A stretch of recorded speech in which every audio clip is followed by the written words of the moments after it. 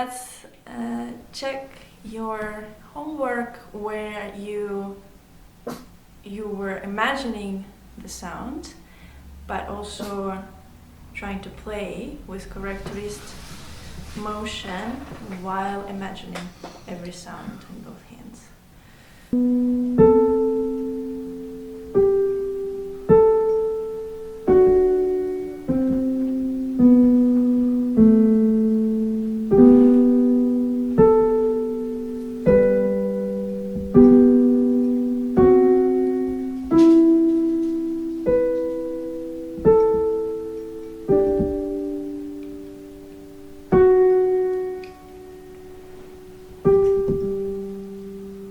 It looked very good. The question is, what did you experience when you tried to imagine the notes before touching the key? How did that go?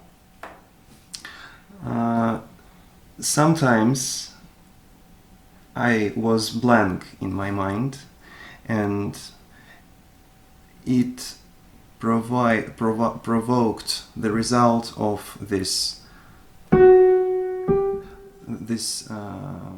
harsh unprepared Yeah. touch. Mm-hmm. Yes, but when I imagine, if I feel that sound that I hear and the idea that I have in my mind are completing each other, взаимодополняют, then I feel this natural flow of my playing, so I don't even think how to press the key, and it's just It's like when you try to speak and you're using your mouth just to express your thoughts, right? You're not thinking when to close your mouth, how to bring your tongue Yes. up, right? So that's what we're talking about. Mm-hmm. Yes. When we touch the key, we have to release tension right away, because many of us are guilty in holding the pressure after initial touch of the key, which is unnecessary. Mm-hmm. And so this ability to just have by default very relaxed hands, then you concentrate energy here through sound imagination and here through internal singing, which we will talk about today, which will affect just the muscles we need here to approach the key, then we touch it, and that's it. And we'll let go everything again. So it's a matter of like inhalation, inhalation and exhalation and playing as well. So not keeping constant tension in your hand after you touch the key. Well, what I wanted to notice here is that the difference between just imagining the notes without piano and trying to imagine the notes while we play is quite a great difference here. Because what happens is when we actually play, we're adding another layer to what our ears hear. So it's almost like a skill of ability to conceive the next sound in your mind while hearing externally the current sound. The objective state of affairs. Exactly.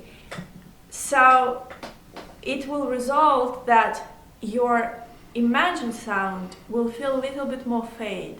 So when you play, what I'm trying to say, when you play and you engage your mental practice and you engage your sound imagination, it is absolutely fine that you will lose maybe 70% of clarity of the sound imagination. Like aroma, you know? Mm-hmm. There's a difference between the taste and aroma. And this is a very good analogy. So this is absolutely fine. And also what you said, your mind was flickering back and forth. Sometimes it was blank, sometimes you were back. So that stage of on and off in your mind is also absolutely fine in the early stages of developing sound imagination.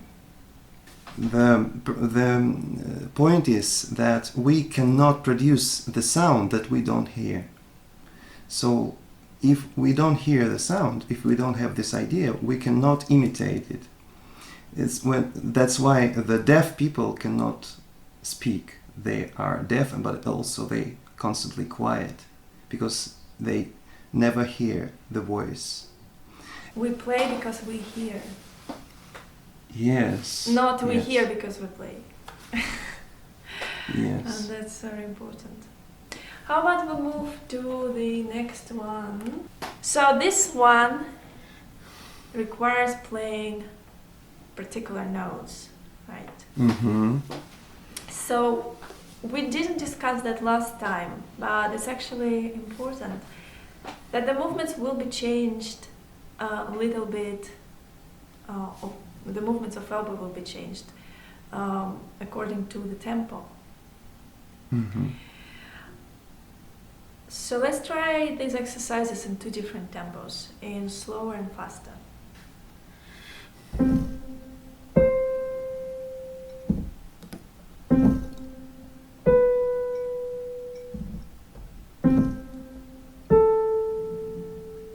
And now let's try faster. Mm-hmm.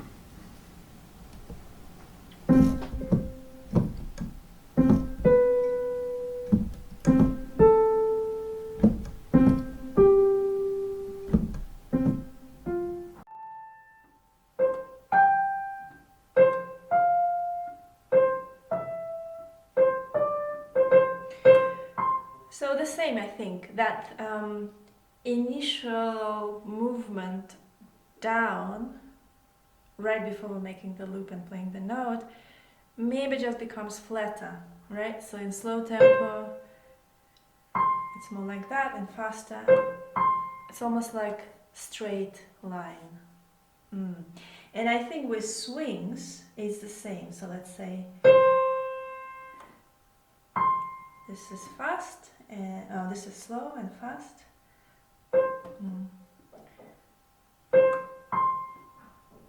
Yeah.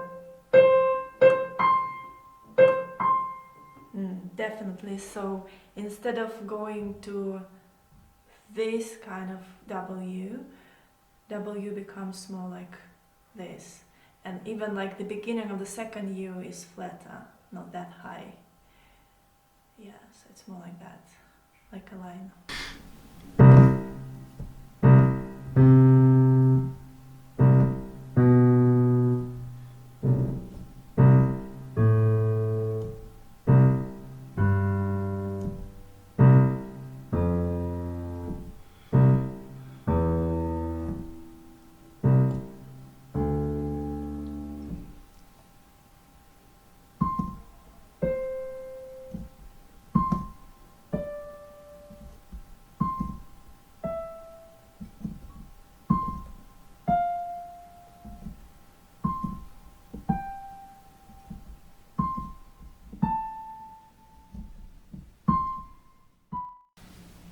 Why intonation is called portamento in vocal singing?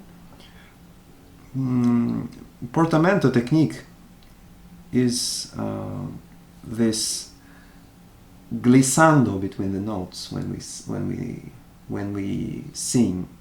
Yes or no?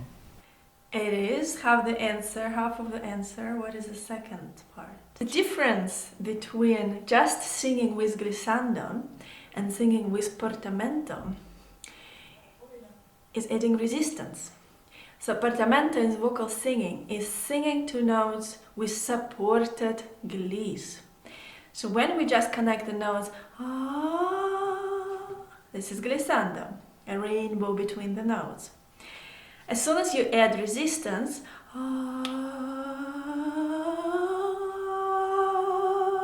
this creates an illusion of supported, carried on gliss.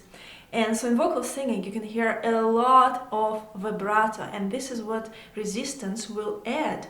No vibrato.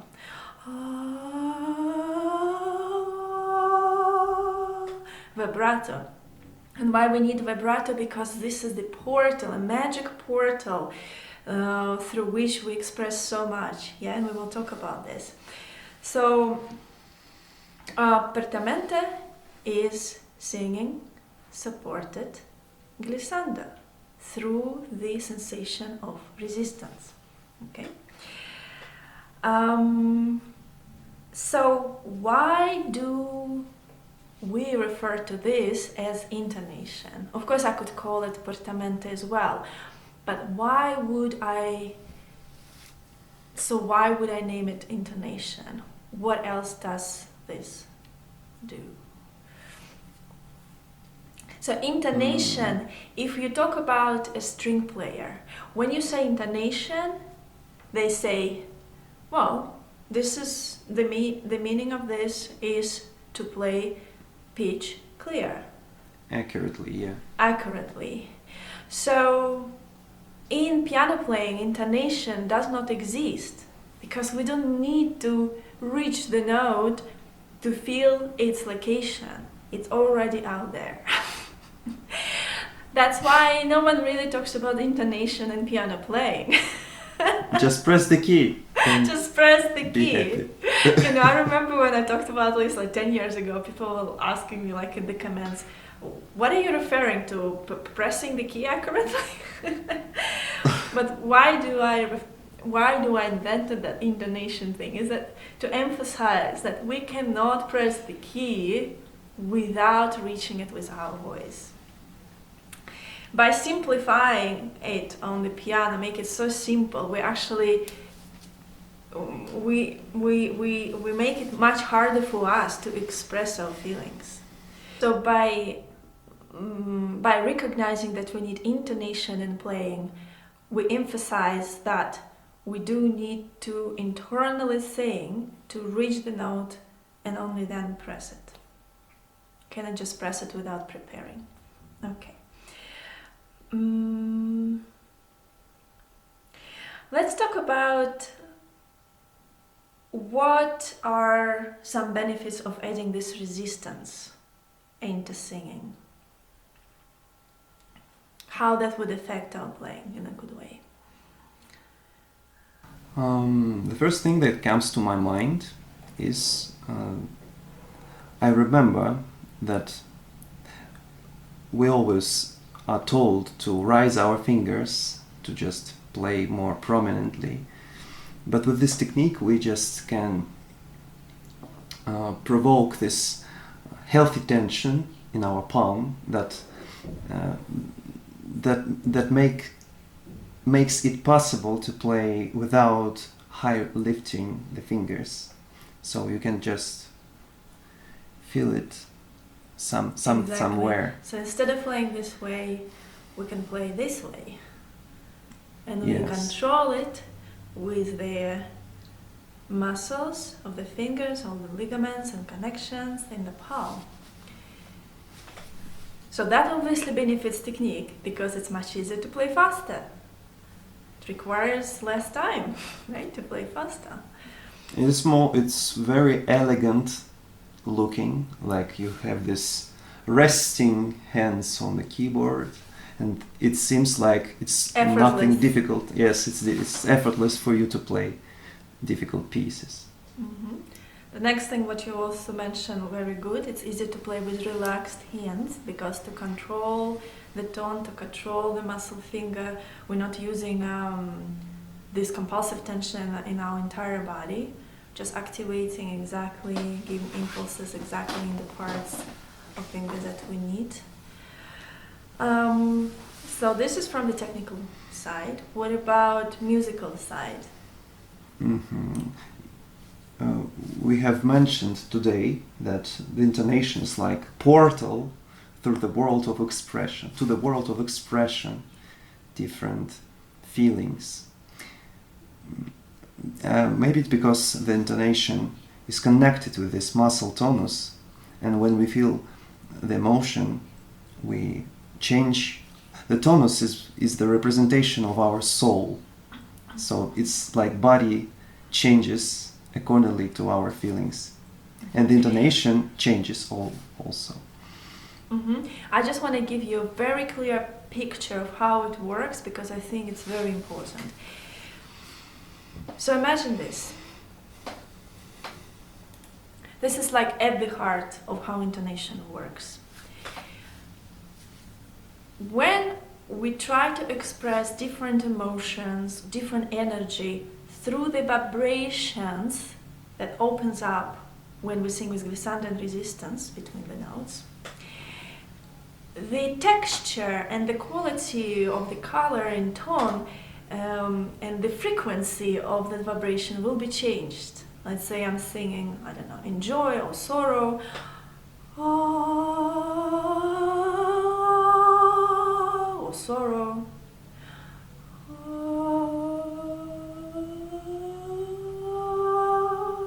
I can literally feel how the vibrations in joy, they were more frequent and higher, and in sorrow, they are lower and slower.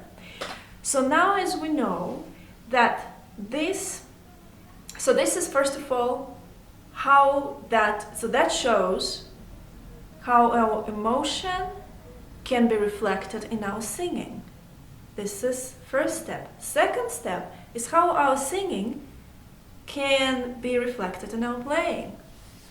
And so as we know, that resistance that we feel through singing is connected to the sensations of our fingers in the palm. So when we change the texture, the fabric of this vibration in our singing, this will be integrated in the sensation in our muscles. As a result, when we touch the key, it will affect very subtly time and energy. It's all about time, how fast we play it, and energy, how light or hard we touch the key. It's only these two things that we juggle with. So let's say I'm singing the same interval in joy.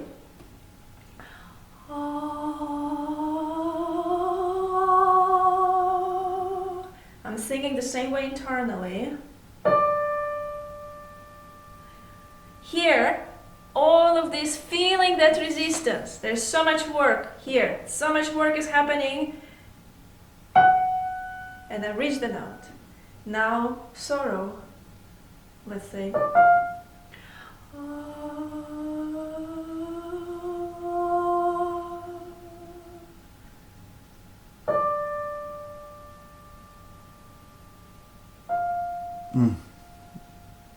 So this is the magic, but I just explained to you exactly how it works.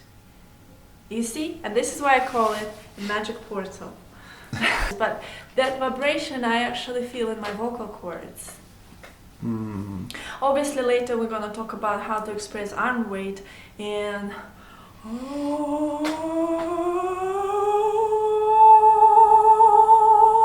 I don't think that I feel vibration in my diaphragm. I still think that it's mostly concentrated in this area. Well, let's try right now to make this singing exercises. Before you gonna show me, can I ask you also any important points to remember when you making singing exercises? What is the state of your voice? We should keep relaxed our throat, so just not to force so just relaxing voice. It's just I think I got this what do you mean when you say weak hands? This same feeling maybe in the throat, the same feeling relaxation in the throat, the same weak sensation. This is so interesting because you're actually jumping a bit forward. One of the main when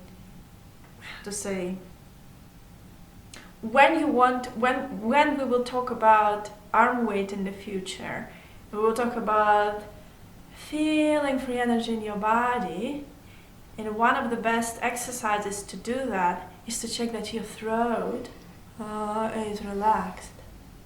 So when your throat is then you feel your body is relaxed. It's so interesting how this part of our body connects to our whole body. Yeah. Also, when we tense in our body, if you can notice that our voice becomes also very narrow and kind of very, very tense, like. Yeah. Sorry, what you wanted to say? I just wanted to add that I know that the first part of our body that is come to tense when we have the stress, maybe it's our jaw.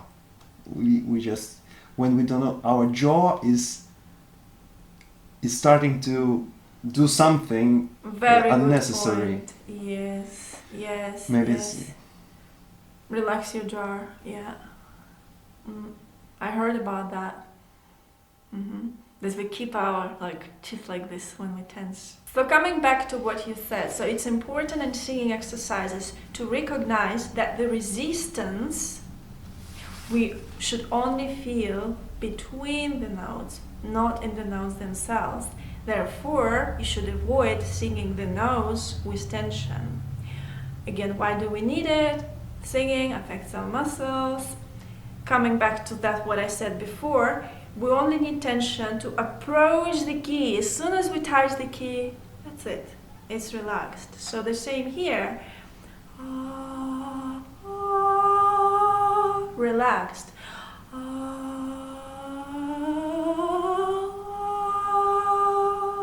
Relaxed, tension, relaxed. So that's very important. Well, let's try to train right now, since you tried already, yeah? So when you're gonna sing ascending interval, your left hand is your free voice. Your right hand is creating this resistance. So,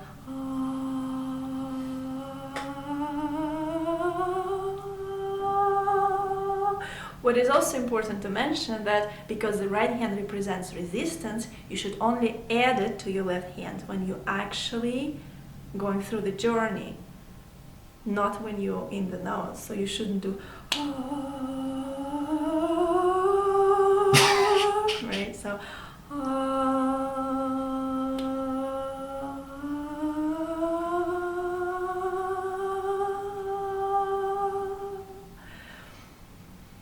let's see.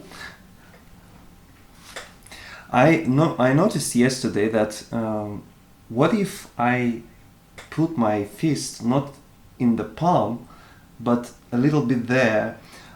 Maybe it's I feel this elasticity, the resistance. Could be, but I also feel kind of stretch.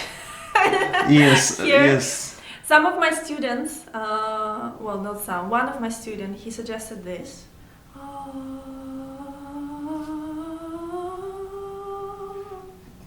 I don't know. Okay, Whatever let's works try. for you. Whatever works for you.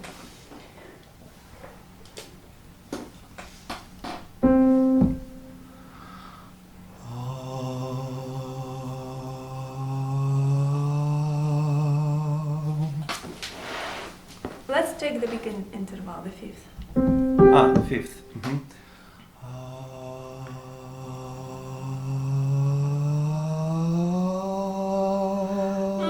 Okay, when you're making, there was not enough resistance in your stone in this hand. That should be quite, you should really push it. It's not almost like I'm moving it. It's not like you're moving your hand. You're actually resisting that counter motion. And the better you do it, again, just make sure that your whole body is quite relaxed. It's only here, yeah? The better you do it, the more vibrations it will create in your vocal cords. All right.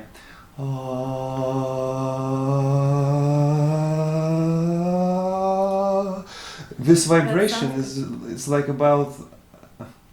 It's difficult when it's when your muscles are not so strong. You know, this shaking sensation. So I just. Exactly. So those vibrations. Yeah. Well done. Very good analogy. Yes, yes. Okay.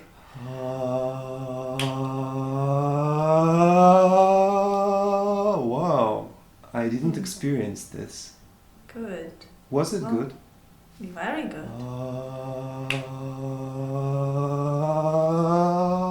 It's like I'm riding the bicycle on this road. Yeah.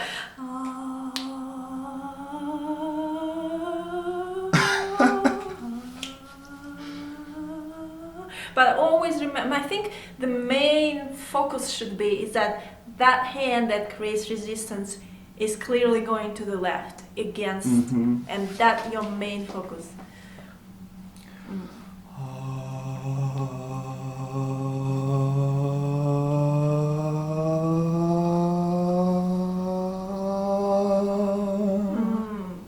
Yeah, A+, well done. I think I can be more relaxed. I have this split effect, so my right hand should be straight and left hand at the same time it should be free. So this Because split effect- remember, this represents your voice, and the voice should be free. So there is also difference. Why I emphasize here, there is difference between singing with tension and pressure,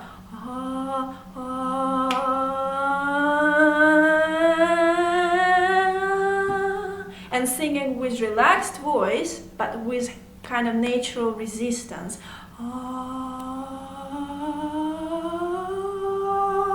You can hear it, right?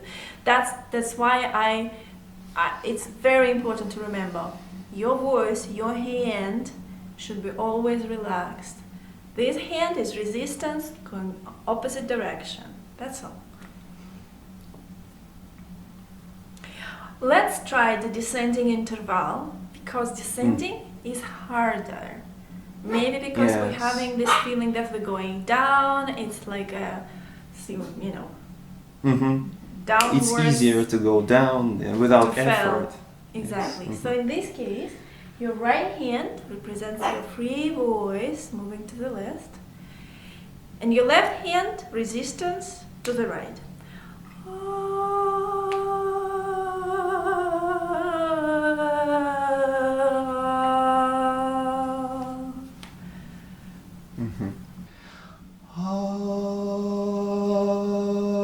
Well, okay, I have the question. So, when I do this with a relaxed voice, so my hand right is relaxed, but to resist, don't I have to actually some kind of dance my hand I need to push the fist. So my relaxed hand should somehow become tense. Let's see. But not.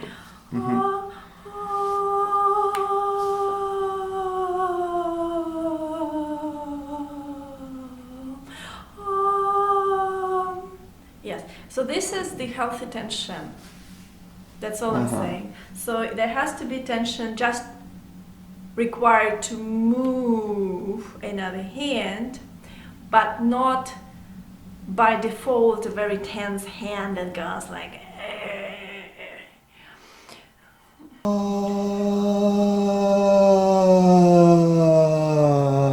Maybe I just a little. It's very yes. I just feel this is good. I just recognize that maybe I a little bit scary of this tension. So I just try to be relaxed, and when I feel that this natural tension arises, I just instinctively stop myself from this tension. But I think I should allow this to be.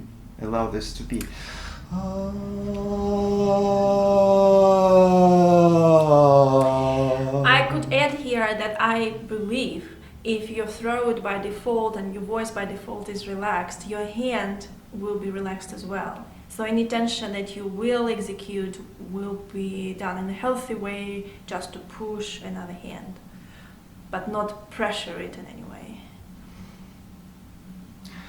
Well, I think today by this lesson, I firstly, in my experience with interacting with your videos, with your materials, the first time I get this sensation, the new sensation, and this metaphor of riding a bicycle on the dirty road. It's some kind of different sensation, because yes, I know this resistance, and I felt this resistance when I tried to play with this Mm, but now it's easier to me to understand this better. It's more clear to me.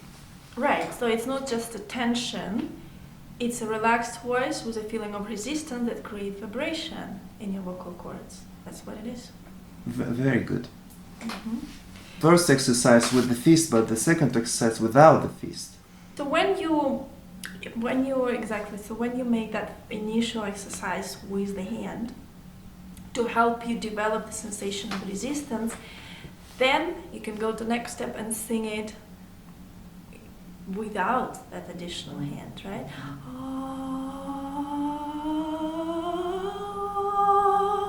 Or maybe you can jump even right to singing even without the hand, because singing with the hand is a little bit destructive. It's just a good for developing inner sensations through physical.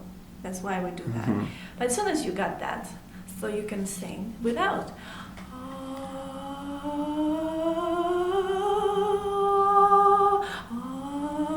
Now I feel like, yeah, maybe you're right. This vibration I also feel all the way here in my chest as well when I sing. Mm-mm.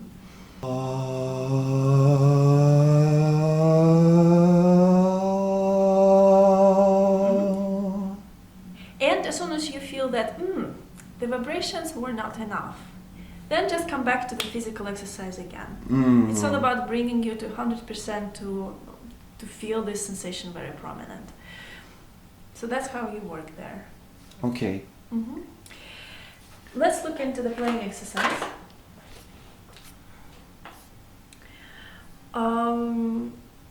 So the playing exercise will consist of 3 steps. First, you just play with wrist motion, just to upload the correct, movement.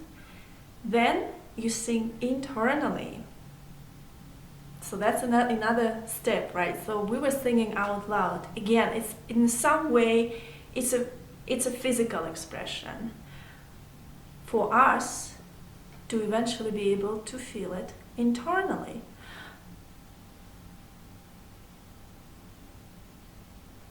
You see? You can even try to sing you can also vocalize just the notes. But you can sing internally with resistance and glissando. Look.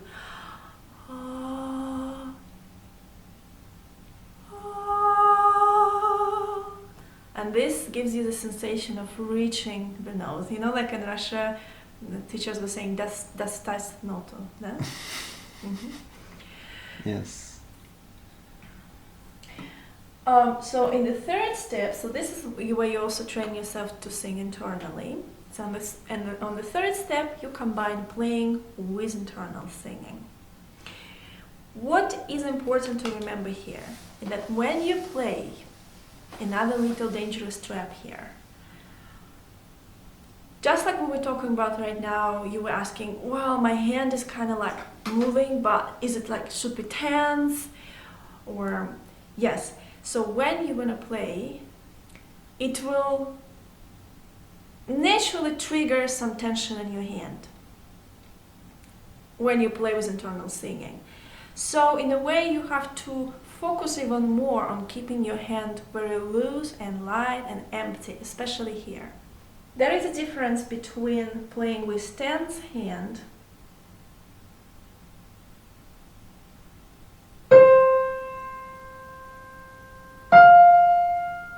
Mm-hmm.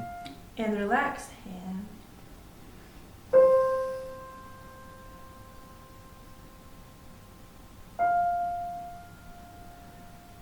You have to be really, really conscious about that. So relaxed hand also will let you feel the vibrations more.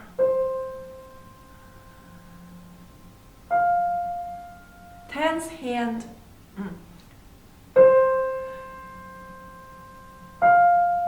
will not, and you will feel some uncomfortable sensation in your wrist if you do that.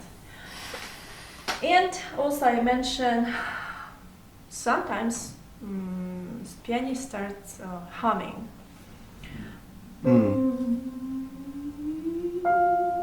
Why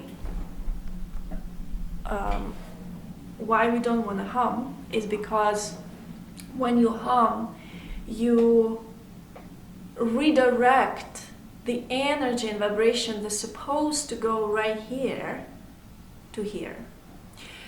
So that's in a way make it actually harder to express what you want to play.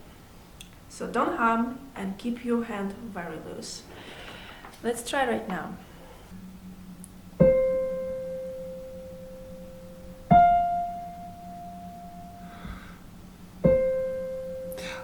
When should I start this resistance? So I do this loop and then... Oh wow, it's a very good question. Well done.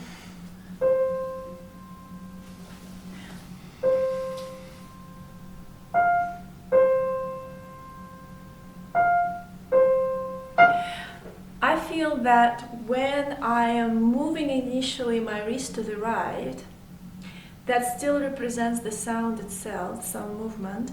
And as soon as I kind of start, like from here going, this is where I intonate. So to combine it together, if I start vocalizing what I actually feel internally, it would look like that.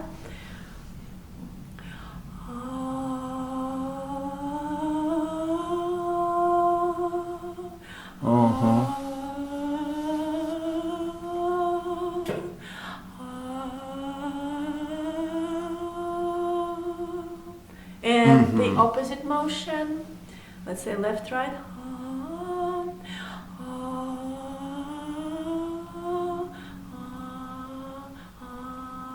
Yeah, as soon as I start moving my wrist to the right, I started. Yeah, so this is actually easy with swing because it's very clear where the sound movement. It's your wrist first, and as soon as I move to reach another note, I start also singing. But with the roll, it's a little bit, it's mixed, it's blended. But I think, yes, when I just go with just initial here movement, I'm still singing the note.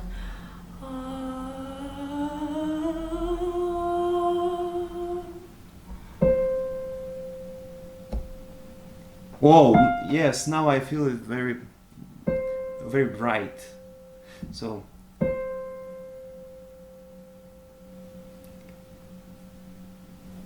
yes, the tension is here now. It's like my hand has become warmer. It's softer as well, yes. Maybe it's the indicator that we do in this right. The blood is going there. Our hand becomes warmer. Yeah, you get that energy. Warmer. You get that energy in that part of your hand.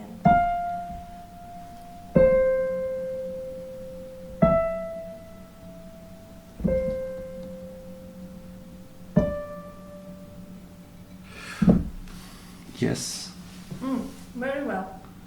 Another important thing that I want to mention right away is that if you can see, every topic pretty much has 4 parts. One is general knowledge, second one is usually singing exercises or imagination, third is playing exercises, and fourth it's practice, how we use this knowledge and practice it in the piece. So when we approach the piece with new topic, it's very important to practice 4 measures at a time. So what it does, it narrows your practice to 4 bars, which doesn't make you feel overwhelmed, and also concentrate your focus, and also allow you to repeat.